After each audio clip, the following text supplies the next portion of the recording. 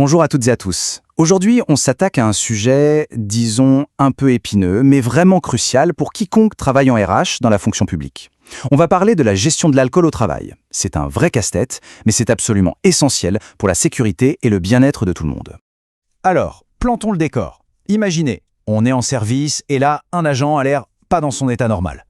On dirait qu'il est en état d'ivresse. Qu'est-ce qu'on fait? C'est la question. Simple à poser, mais derrière, attention, il y a des enjeux juridiques, managériaux et bien sûr humains qui sont énormes.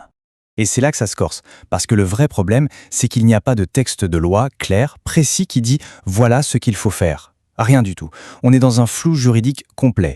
Du coup, on doit se raccrocher aux grands principes de santé et de sécurité au travail. Et c'est ça qui rend la moindre décision super compliquée et potentiellement lourde de conséquences. Ok, donc avant même de penser à comment agir, il faut qu'on se pose une minute et qu'on regarde les enjeux. Ce qui est en jeu, là, tout de suite. Et ça va bien au-delà d'une simple question de discipline. C'est beaucoup plus profond que ça. En fait, il y a 3 gros risques qui sont liés. La santé des agents, la sécurité au travail et la responsabilité de l'employeur. Le truc, c'est qu'ils ne sont pas séparés. C'est un peu comme des dominos. Le premier tombe et tout le reste suit. La santé d'un agent est touchée, ça met en danger la sécurité de tout le monde, et bim, la responsabilité de l'employeur peut être engagée, même au pénal. C'est cet effet domino qui rend la situation si critique. Et attention, cette obligation de sécurité, c'est pas juste un conseil amical. Non, c'est écrit noir sur blanc dans le Code du travail. Cet article, c'est la base de tout. Il dit clairement que l'employeur doit être actif. Il ne doit pas seulement réagir quand le problème est là, il doit tout faire pour l'éviter en amont. En gros, rester les bras croisés, ce n'est juste pas une option. Bon, d'accord, on a compris qu'il fallait agir. Mais la question, c'est comment on peut être sûr? Sûr qu'il s'agit bien d'un état d'alcoolémie. Et là, on touche à une autre grosse difficulté sur le terrain pour les managers. Le mot d'ordre ici, c'est vraiment la prudence. Il faut faire super attention. Parce que des propos incohérents, une perte d'équilibre, ça peut être plein d'autres choses. Un malaise, une crise d'hypoglycémie, on ne sait jamais. Si on tire des conclusions trop vite, on risque non seulement de se tromper, mais pire, de passer à côté d'une urgence médicale et de rendre les choses bien plus graves. Alors, voilà quelques signes qui peuvent mettre la puce à l'oreille. Mais attention, ce n'est pas une checklist magique. C'est un ensemble d'indices. Un seul signe, c'est rarement suffisant. Surtout l'haleine alcoolisée, toute seule, ça ne prouve rien. C'est vraiment la combinaison de plusieurs de ces signes qui doit allumer un voyant rouge. Et l'important, c'est de rester factuel, objectif. On note ce qu'on voit, ce qu'on entend et surtout, on compare ça au comportement normal de la personne. Ok, les doutes sont là. Ils sont sérieux, ils sont basés sur des faits. Maintenant, il faut agir. Mais comment on fait concrètement? Quelles sont les cartes qu'on a en main? Et là, le premier réflexe qu'on a souvent, c'est « et si on faisait un éthylotest ?» Comme ça, on serait fixé. La réponse, c'est « oui, mais ». Un très gros « mais ».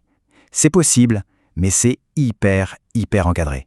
On ne peut pas juste sortir un éthylotest de sa poche, ça ne marche pas comme ça.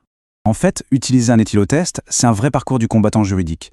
Chaque point ici est une condition obligatoire. Ça doit être écrit dans le règlement intérieur. Ça ne peut concerner que des postes dangereux, à risque. L'agent doit dire oui, il doit donner son accord. Et même là, il peut contester. Bref, si une seule de ces conditions n'est pas remplie, c'est mort. On oublie. On voit bien que c'est un outil à utiliser vraiment en tout dernier recours et seulement si tout est parfaitement bordé. Donc on voit bien que réagir dans l'urgence, c'est compliqué. La vraie solution, la plus intelligente et la plus efficace, elle est ailleurs. Elle est dans la prévention. C'est vraiment la pierre angulaire de tout le système. C'est là-dessus qu'il faut tout miser. Et pour ça, il faut un changement complet de regard. C'est fondamental. Il faut arrêter de voir l'alcoolisme comme une faute, une faiblesse, et commencer à le voir pour ce que c'est, une maladie, une pathologie. Et à partir du moment où on fait ce switch dans sa tête, tout change. On ne cherche plus à punir un coupable, on cherche à aider une personne malade. Et ça change absolument tout. Alors concrètement, ça ressemble à quoi une bonne stratégie de prévention? Eh bien voilà les 5 piliers. D'abord, on l'écrit noir sur blanc dans le DURP, le fameux document unique. Comme ça, le risque est officiel. Ensuite, on forme tout le monde pour que chacun sache quoi faire. Troisièmement, on ne reste pas seul. On crée des liens avec des spécialistes, des associations. Quatrièmement, on clarifie bien le rôle des managers. Et enfin, on s'appuie à fond sur la médecine préventive. Chaque pilier soutient les autres. C'est ça qui crée un système qui tient la route.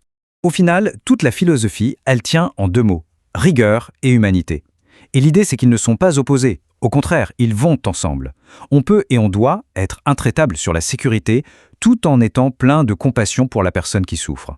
C'est cet équilibre délicat qui permet de protéger tout le monde, le service public les collègues et l'agent lui-même. Et donc la vraie question à se poser au fond, c'est celle-ci. Au-delà des textes et des procédures, est-ce que la culture de l'organisation est prête? A-t-on créé un environnement où les managers osent parler, où les agents osent demander de l'aide sans avoir peur d'être jugés? C'est ça la vraie question. C'est une réflexion de fond que chaque service, chaque collectivité doit avoir.